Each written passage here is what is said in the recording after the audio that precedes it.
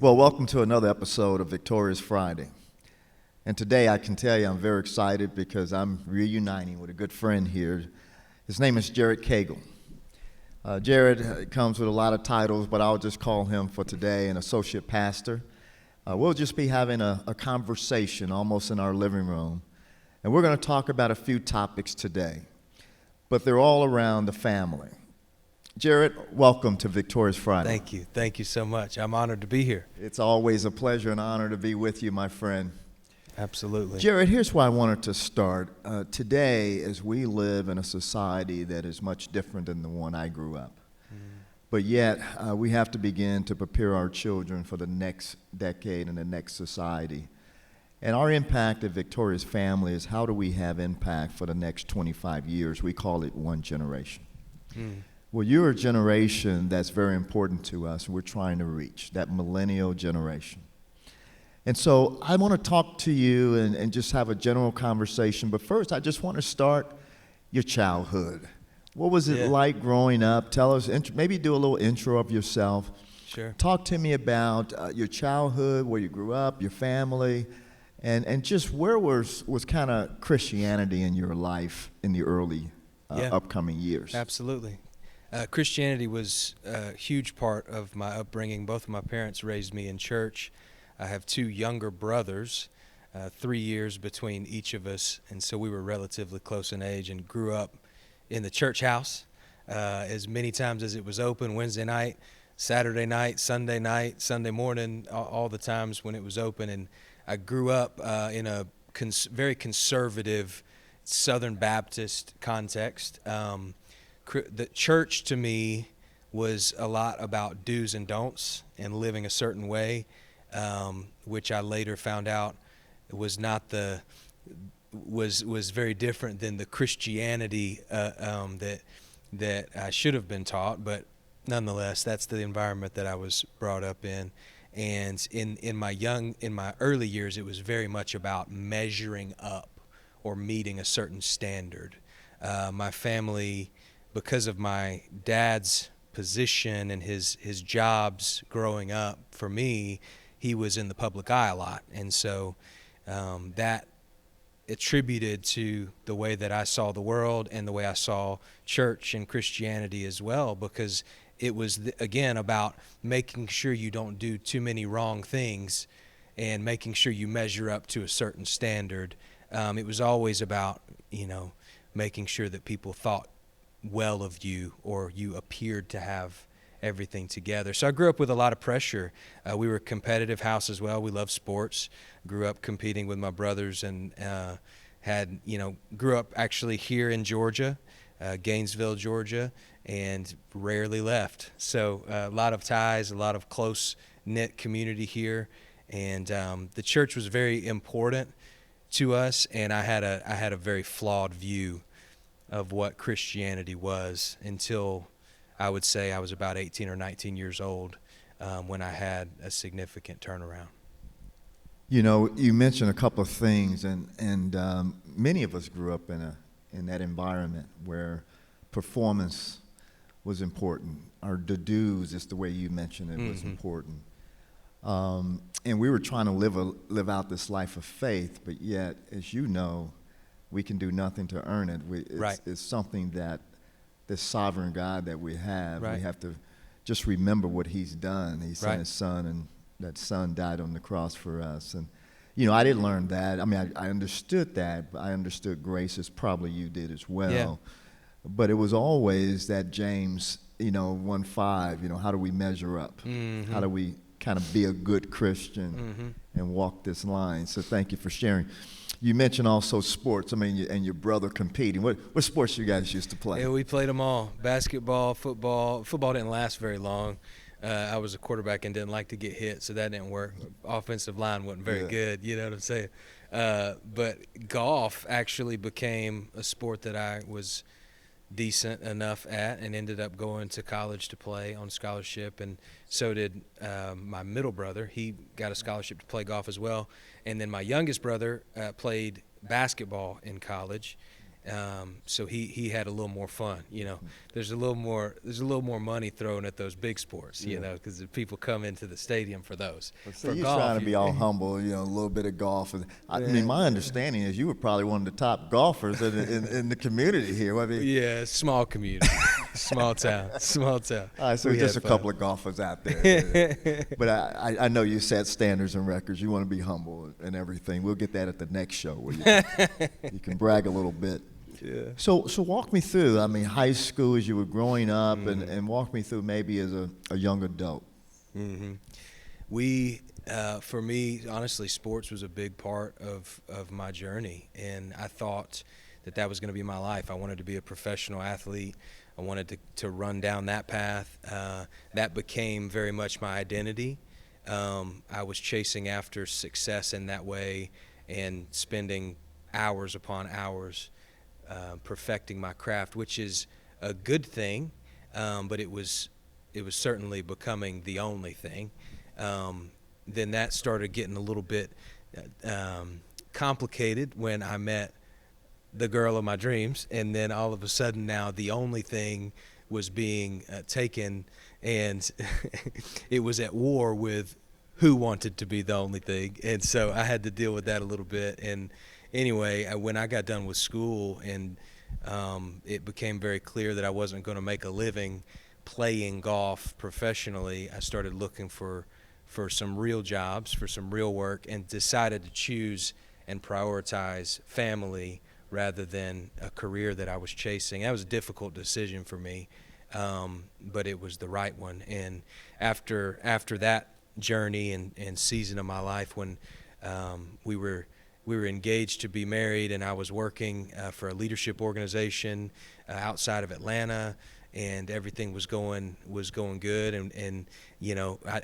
eventually became surrendered to this call to be a pastor and to be in full-time ministry. My journey, I like to say, was all about myself, all about excellence, all about pursuing success. And then slowly God began to peel away these layers, these selfish layers that I had formed, and I had disguised my selfishness with the pursuit of success or excellence. And he slowly began to humble me and tear these layers back and bring me to a place where I was surrendered to his call in my life, to be a pastor, to lead people in the church, to build the next generation of leaders in the church, and really pursue that. So Kaylin, my wife, and I got married in 2014. We've been married for going on 7 years now. 3 kids now, 5 years old, 3 years old, and 1.5. So we're just getting started. That's some good ages right there to challenge you. We're just getting started. I want to go back just a little to the kind of dating, engagement time frame, and wondering that you and Caitlin have some discussions and conversation around the spiritual formation of your children and how you would pursue that. Can you recall any of those type of conversations, and were you on the same page? How were you moving forward? What was those conversations like in that early time? Yeah, I remember we thought that we had it under control, which was the greatest mistake of our lives because we decided to be more reactive. And our kids are still young, but certainly I wish we would have had conversations more proactively ahead of time. She and I are on the same page in terms of our theology, our doctrines, our key beliefs, and the things that we know and believe and trust about God and about his church. And so we took a lot for granted because we were on such equal, maybe same page on a lot of things, because we grew up in the same context with similar friends, similar leaders in our lives. And that led us in a direction, I think, to be a little more reactive because we assumed too much. We assumed that we had more control than we did because we were so on the same page. But the reality is, what I'm learning as we go here is assumption leads to not enough communication. And if you're not communicating enough, you really don't have much of a chance. I mean, that's like such a big part of parenting, of marriage. And so we've had to learn some of that the hard way. And even now with our kids, all three of our kids are in church, and they're involved in community already, and they're learning biblical stories and principles. And it's very easy for us to get in this trend or habit of letting spirituality happen rather than planning for it to happen. And that's coming back to that too many assumptions, that we're on the same page and that we have it under control. The truth is, spiritual growth doesn't just happen. It has to be planned for. It has to be worked towards. You talk about that all the time. I mean, you're the guru. So you got to have a plan. You got to execute on the plan if you're going to get somewhere. It's not enough to just waltz into a situation with confidence and expect good results. So.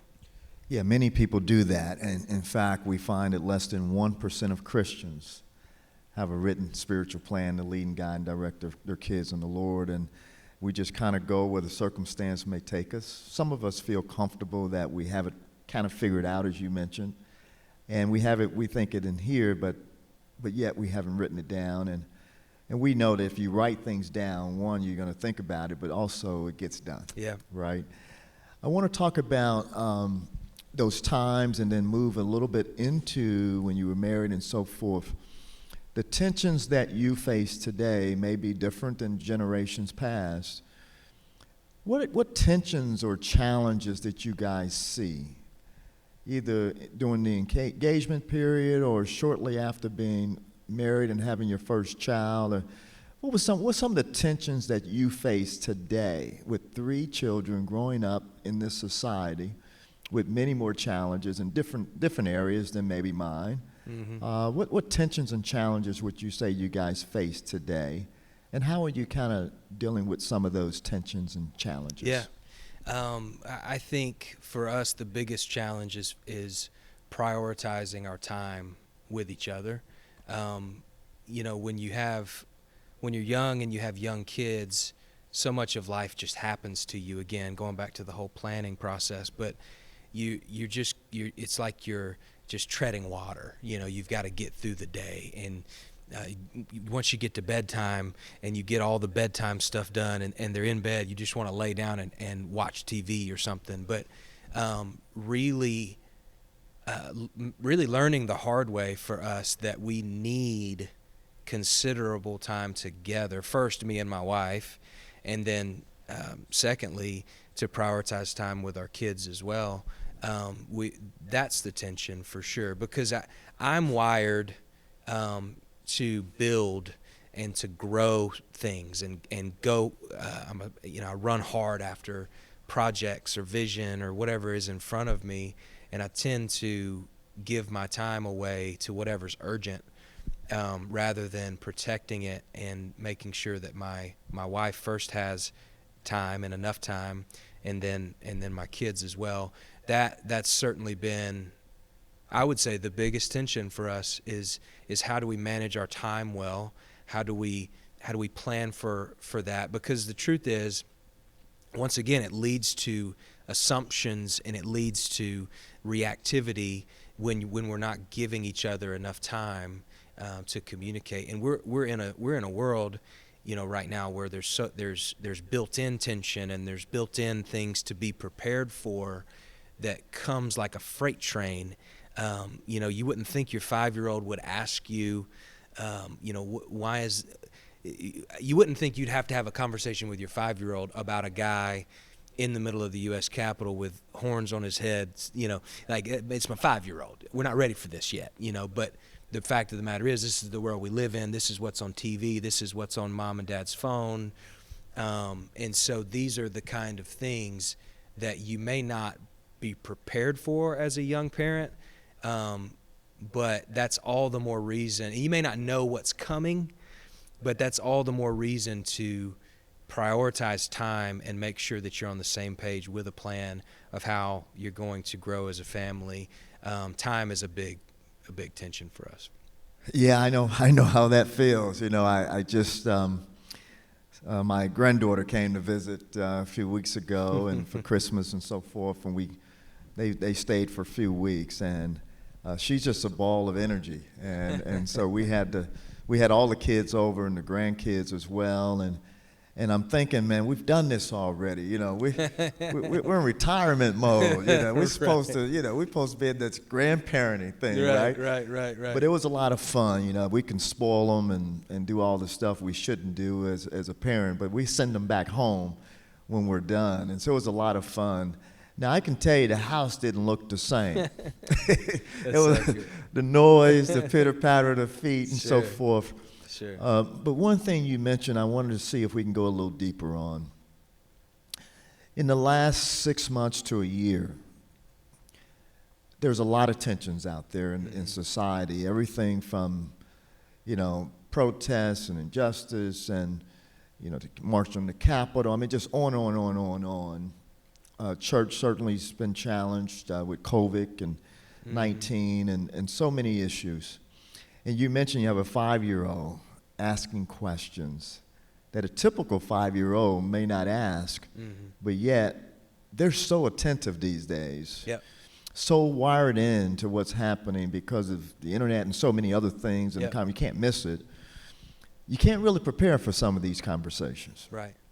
So I'm wondering, as young parents, when a young child comes to you with these type of very challenging questions that we didn't have to deal with probably to maybe years down the road, how do you deal with that? I mean, how do you prepare yourself? Are there some ways you approach it? Or there's some scripture that you hold on to?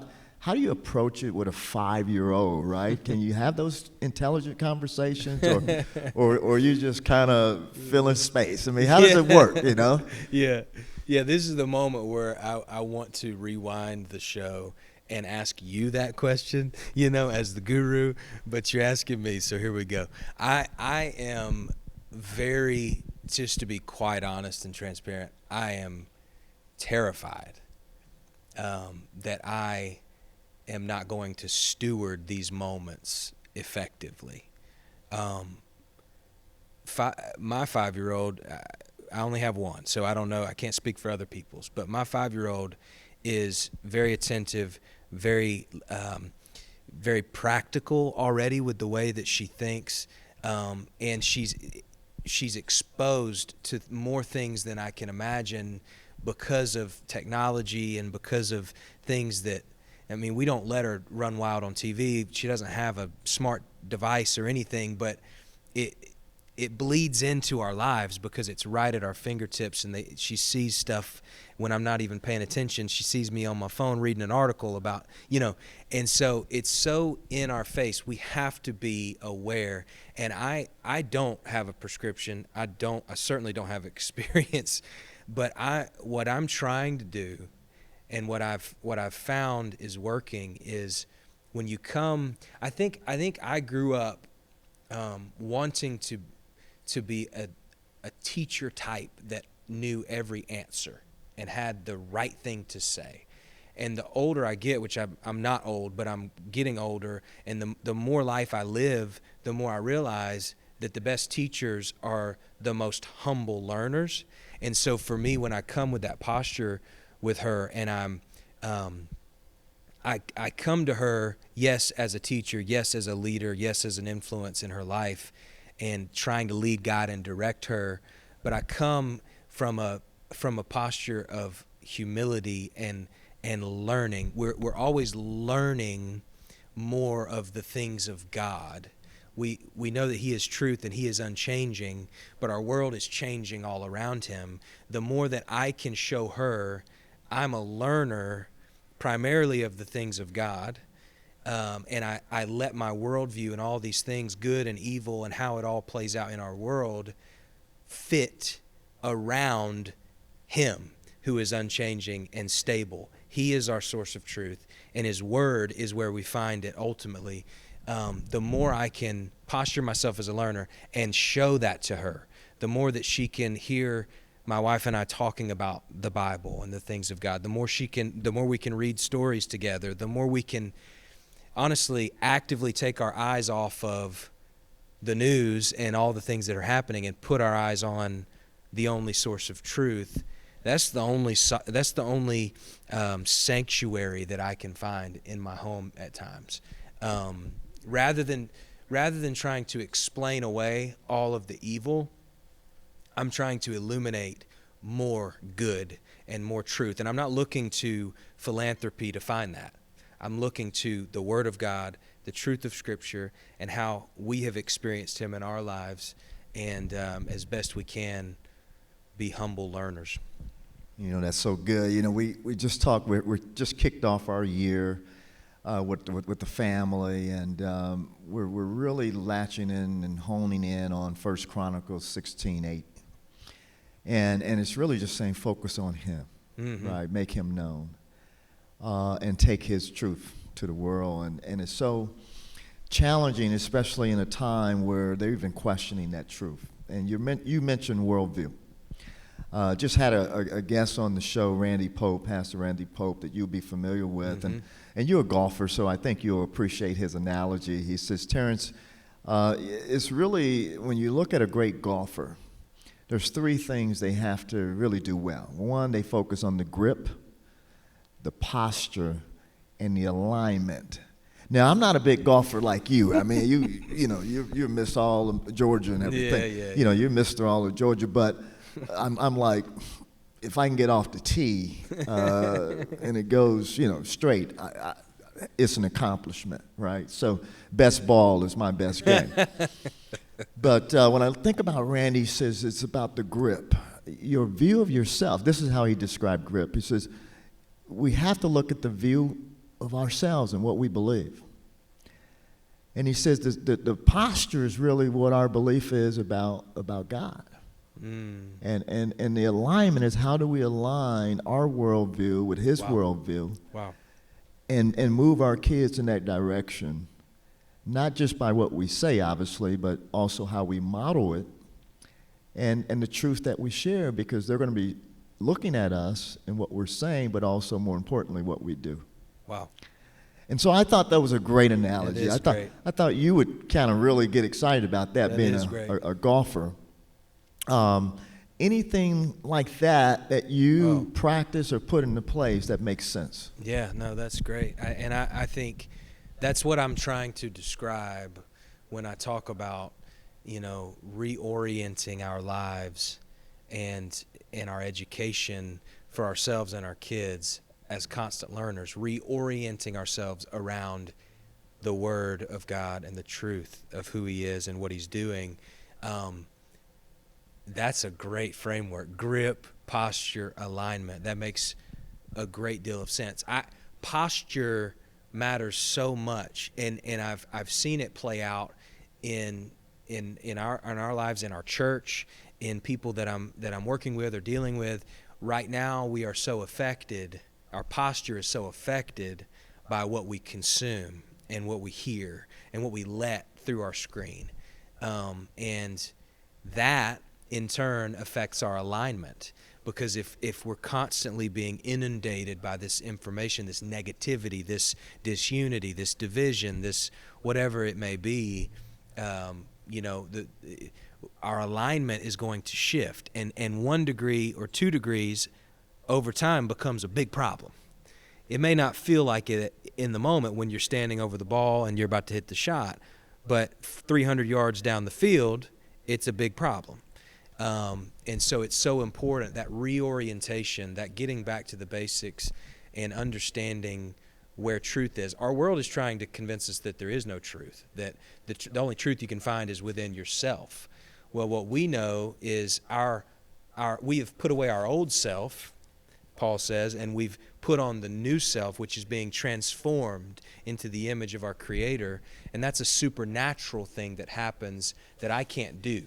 I can't choose that on my own. I can't fashion myself into a new creation. I need someone that's transcendent and far more powerful than I can imagine to do that. And so, but that is practically worked out in the habits that we choose, and it starts at the home. And what I've been convicted about lately is I can preach the best sermons, I can have the best small group activities, I can have all the best strategies the church has ever seen, and not pay attention to my home and completely miss it, and completely miss the first ministry and the primary leadership position on my life and call on my life. And it's really easy to prioritize all the things that are around or the platforms that we've been given. And I'm trying to even reorient my grip and my posture, my alignment, and focus that at home with my kids, with my wife. And it's a tough time. That's good. That's good. I want to bring you to this point of associate pastor and this whole idea, the role of the church in today's society, and bringing up, the responsibility of that as a pastor. Yeah. And families are coming to learn truth, to make that truth more simpler or plain. Yeah. What tensions is the church feeling right now, as a whole? It's a big question. That's a big question. I think the number one tension that I see is what's safe. That's the first question, right? Are we safe to be together? Are we safe in that environment? We've provided so many opportunities for people to choose the safety of their home, and for good reason, because we've seen what we've seen with this virus and the way that it's affected things. It's certainly real, and there's certainly people dying from it, and it's tragic. It's important for us to provide options for people, but that creates a tension in the church, because we know, I know, you know, I think we're on the same page in terms of our need for community and the biblical call on our life to not forsake the meeting together. That doesn't mean we have to have 10,000 people to meet together, but we do need each other. This unity of the Spirit and the bond of peace that Paul writes about, that Jesus has purchased for us. We can't make disciples of Jesus if we're only at home by ourselves, right? You can't make a disciple by yourself. You can't fulfill the Great Commission by yourself. And so this creates a paradox where, of course, we encourage safety. Of course, we encourage you to make wise decisions for your health and your family's health.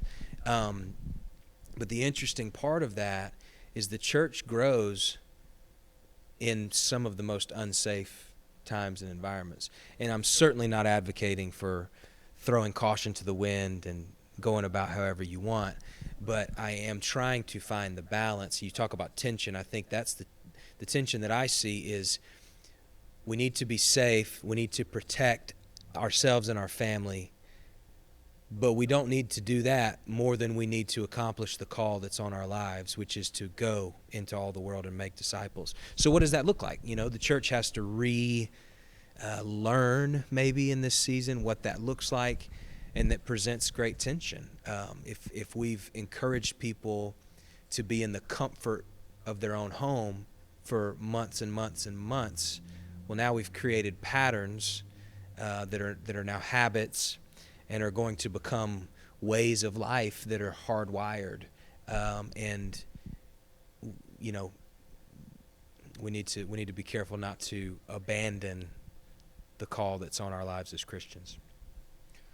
Well, the environment has certainly changed, hasn't it? 2020 has certainly brought challenges, and we're doing church a little different maybe in some places. Obviously, it's some are still holding services, but many are having also that hybrid situation where, like you say, you got the teleprompter and it's at home. And we're encouraged. Obviously, we want to make our home strong and home-centered but church-supported. But at the same time, how do we deal with this environment? So as we look at the future a little bit,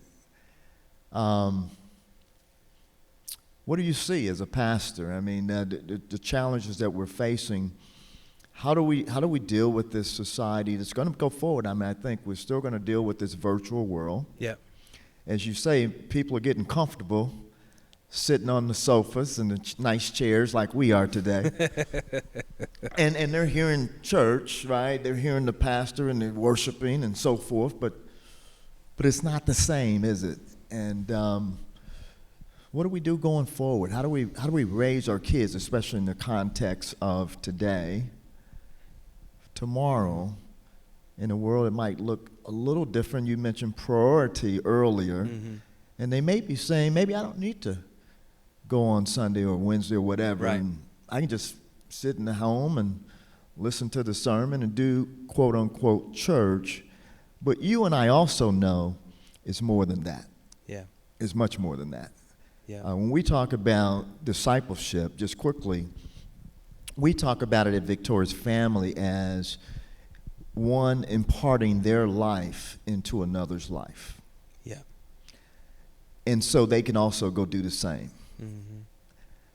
And we do that within a community, and we move out not only in the church but outside the church. We call that maybe mission, but think about that discipleship in a world, I call it a COVID-19 world.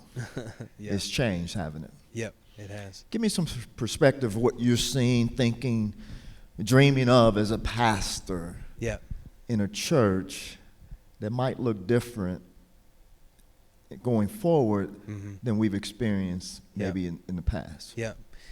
I think one of the things that I dream about, I was raised, and I think a lot of us have been caught up in this reality of our world is getting bigger and more accessible, and everything's at our fingertips, and we want bigger, And I grew up in that environment too, where it was what was the next mountain to take, right? What was the next hill to climb? And I think we're being called back to what's going to feel like obscurity, specifically for the church. You're starting to see this trend of people growing really tired of the bigness of the world and the connectivity that they have, and the inability to get a break from it, or the inability to, you hear people talk about surveillance all the time, right? Big Brother's watching, and that's a whole nother thing. But we've gotten into this zone now where I think there's a great fatigue when it comes to the digital connectivity that we have around the world and how accessible we are. And it's driving us back to this localized, deeper community, accountable to someone. Somebody knows me. I feel the need to be known now more than ever. Even though I'm more accessible than I've ever been, I might be less known than I've ever been, because it's all what I present to them online rather than what they can feel and see and sense, life on life, imparting life with one another. So I think if we're not there yet, there's going to get to a breaking point where people they realize their need for that type of life, for that type of community. And it's going to feel like obscurity, and I think we're already sensing it. We've created these big platforms and these big reaches, which of course that's great. We need the truth to go. We need the truth to be presented at a global scale. And we need depth, and we need accountability, and we need relationship, and we need somebody to know when we're in the hospital. We need somebody to know when we had a baby. We need somebody to know when our grandmother died, to show up at the funeral. Like, we need this depth of relationship, and that happens in obscurity. It happens in intimate environments where the world's not watching.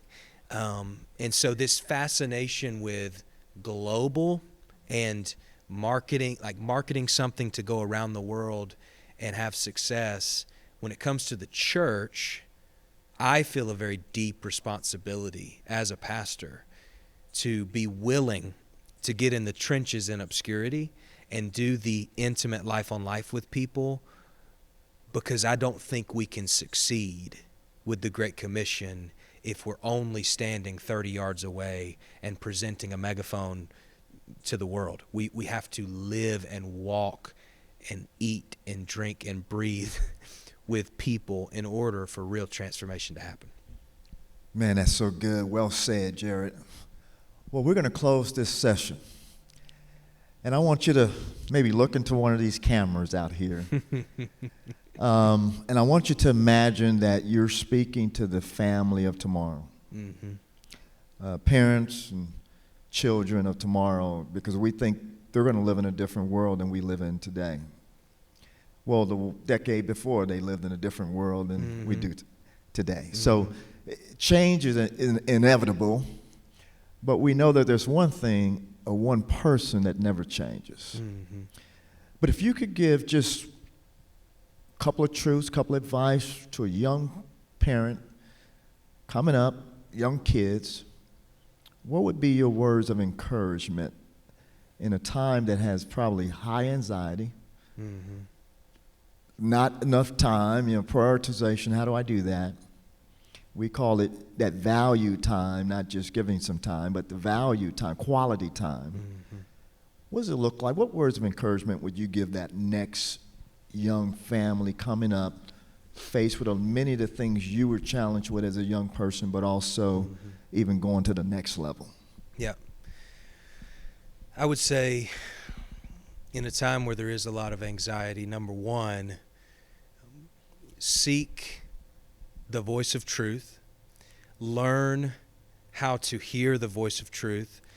Learn the daily wealth that is in spending time with your Creator, who has written to you, quite literally, has spoken to you through words on a page from the prophets and the apostles of old, and it's survived this point for a reason. Don't overcomplicate that daily discipline that is such an important part. We have so many voices coming all around us, through our phones, through our TVs, through our computers. There's so many voices.